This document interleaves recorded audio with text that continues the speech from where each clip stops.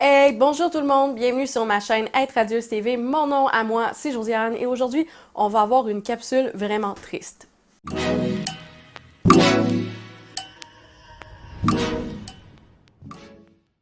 Pourquoi triste? Eh bien, hier, le 12 novembre 2018, on perdait un grand de ce monde, c'est-à-dire Stan Lee, grand illustrateur, BDiste, cartooniste, éditeur de bandes dessinées américaines telles que Spider-Man, Captain Marvel, Captain America et plusieurs autres.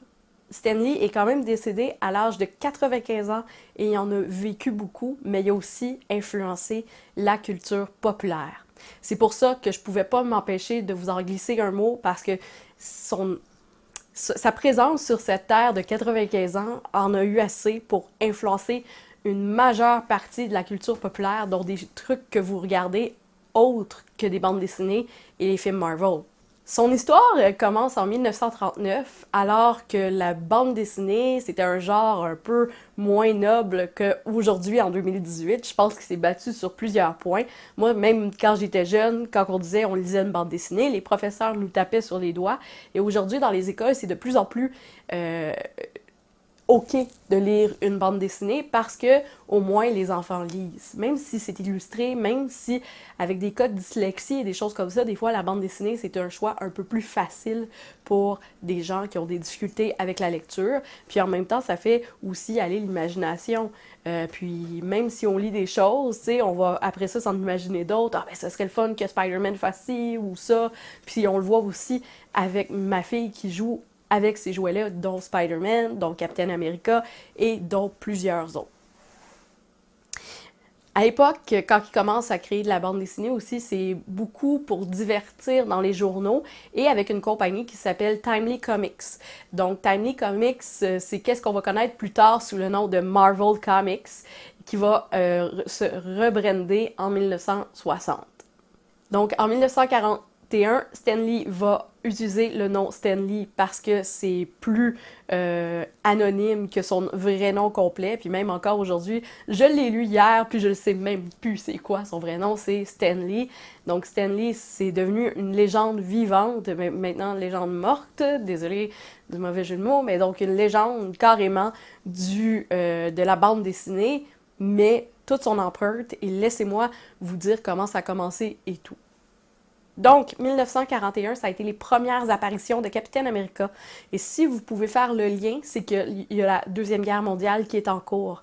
Donc, Captain America, c'est un héros qui bat les nazis et c'est un petit peu pour, justement, un message politique. La bande dessinée, ça a souvent été, dans l'histoire, des messages politiques, défendre des causes et, tu sais, de façon humoristique. Même Mickey Mouse, à l'époque, allait, justement, combattre un grand berger allemand, Pat.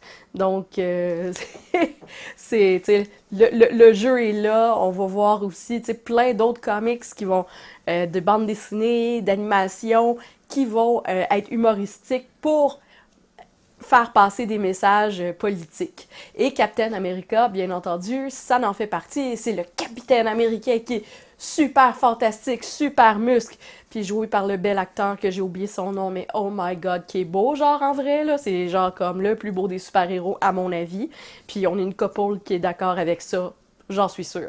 Mais bref, à l'époque, c'était un cartoon, donc une bande dessinée, et ça défendait ça. Donc jusqu'à la Deuxième Guerre mondiale, il va concentrer beaucoup sa carrière là-dessus. Et aussi, il va être appelé à justement servir dans l'armée américaine. Mais attention, fun fact, ce ne sera pas nécessairement comme scripteur ou divertissement ou pamphlet d'information. Non, il va réparer des appareils de télécommunication de l'époque, donc des télégrammes et des genres de walkie-talkie et des trucs comme ça. C'est lui qui va s'en occuper de la réparation jusqu'en 42-43. Donc, après ça, il va aller plutôt écrire des pièces de théâtre pour divertir les soldats américains. Et on le voit, ça, cette scène-là aussi dans Captain America, où est-ce que Captain America doit aller divertir les troupes américaines. Donc, vraiment, ça fait que il va aller faire des films d'entraînement aussi, du matériel de divertissement pour les soldats et aussi de l'animation et des bandes dessinées. Ensuite, le retour de la guerre des années 50, Stan Lee va collaborer sur plusieurs projets de bande dessinée, dont certaines de DC Comics, qui s'appelait à l'époque Detective Comics, donc c'est pour ça le DC Comics. Donc Detective Comics va l'engager pour avoir du briefing, un peu de coaching, mais aussi un peu d'illustration. Puis finalement, il va retourner chez Timely Comics, parce qu'il y a quelqu'un qui va quitter Timely Comics, et c'est là qu'il va embarquer sur Spider-Man, The Amazing Spider-Man. Et c'est en 1951. C'est aussi en 1966 que la guerre du Vietnam commence à éclater et Spider-Man devient politique, dans le sens qu'il va aller passer des messages politiques par rapport à la guerre du Vietnam, l'économie, les élections, etc., pour vraiment aller chercher une masse de jeunes électeurs et de jeunes activistes. Et, fun fact, ça a été le premier créateur d'un personnage noir qui prend de l'importance, Robbie Robertson, qu'on va retrouver dans Amazing Spider-Man, mais aussi après ça dans d'autres BD, et ce sera le premier afro-américain à avoir été illustré. Donc Robbie Robertson, c'est le premier personnage de Marvel qui était noir. La guerre du Vietnam passe, les personnages de Marvel commencent à évoluer avec les X-Men et les Fantastic Four et plein d'autres. Et puis aussi, le gouvernement américain va demander parce que aussi c'est Peace and Love les années 70, hein? Fait qu'ils vont demander à Timely Comics, qui est devenu Marvel Comics entre-temps, de préparer des bandes dessinées. Donc, qui informe les jeunes sur les dangers de la drogue de prescription et les drogues en général. Alors, Stan Lee crée un Spider-Man qui est addict aux drogues de prescription. Donc, pour montrer que c'était mauvais, puis là, comme avec un petit peu genre comme « Oh, il se passe des choses », j'ai jamais vu la BD, donc je serais très curieuse si quelqu'un l'a ou a déjà vu ou entendu parler de cette BD-là, de me l'écrire en commentaire et m'en donner un peu plus de détails que, genre, on sait que Spider-Man a été prescrit avec des drogues, tu sais, été écrit avec des drogues de prescription, puis qui était addict. Assez parlé des personnages qu'il a créés parce qu'il y a aussi eu un impact positif dans l'univers de la BD. Donc on va parler un petit peu de l'homme derrière la BD, qu'est-ce qu'il a voulu mettre en avant dans la BD. Donc Stan Lee a voulu mettre dans la BD carrément des personnages beaucoup plus humains. Ces personnages-là, on va les voir, ils vont avoir des conflits intérieurs, des conflits familiaux, tu sais, l'identité cachée de Spider-Man avec sa petite amie et plein de choses comme ça, puis on le voit dans les films. Donc on va voir vraiment beaucoup ça, et c'est qu'est-ce qui va avoir un nouveau sens aux comics, pas juste pif paf pouf bang boum, là, un petit peu comme ils ont voulu faire avec Batman des années 70, mais vraiment un côté plus humain, où est-ce qu'il y a une histoire, une profondeur, et où est-ce qu'on va s'attacher de plus en plus aux personnages. C'est le premier à avoir mis ça en œuvre. Donc Stan Lee est devenu une icône carrément de la culture populaire. On va voir plein de références à lui dans des films, même des caméos ou encore des apparitions en tant que lui-même dans des séries comme Big Bang Theory ou encore dans le film Mallrats dans les années 90.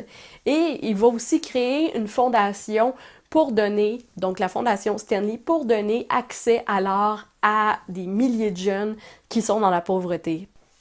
Parlant d'apparitions, Stan Lee a fait de multiples apparitions dans les films de Marvel. Pour lui, c'était une signature puis un clin d'œil qu'il est un petit peu derrière le film. Et puis, justement, tu sais, c'est amusé, je crois, à créer des personnages comme un peu incognito. Mais la meilleure, c'est dans la bande-annonce de Deadpool, où est-ce que Deadpool l'envoie promener. Wow, nice suit! Zip it, Stan Lee! Ça pouvait pas être mieux que ça. J'aime beaucoup Deadpool aussi, tu sais, pas juste Captain America. En plus d'être un maître de la BD et vraiment une légende de la BD, Stan Lee a aussi inventé quelques dialectes, dont une expression qui revenait souvent, Excelsior. Excelsior veut dire le summum de l'excellence. Donc voilà, et je pense qu'on peut retourner #Excelsior à son créateur, c'est-à-dire Stan Lee. J'espère que vous en avez appris plus et davantage sur Stan Lee, et puis j'espère que vous avez apprécié la vidéo. Si c'est le cas, abonnez-vous, et puis partagez cette vidéo en la mémoire de Stan Lee. Et on se revoit très bientôt dans une prochaine capsule Wi-Fi Café Ambition ou du contenu lifestyle. À bientôt!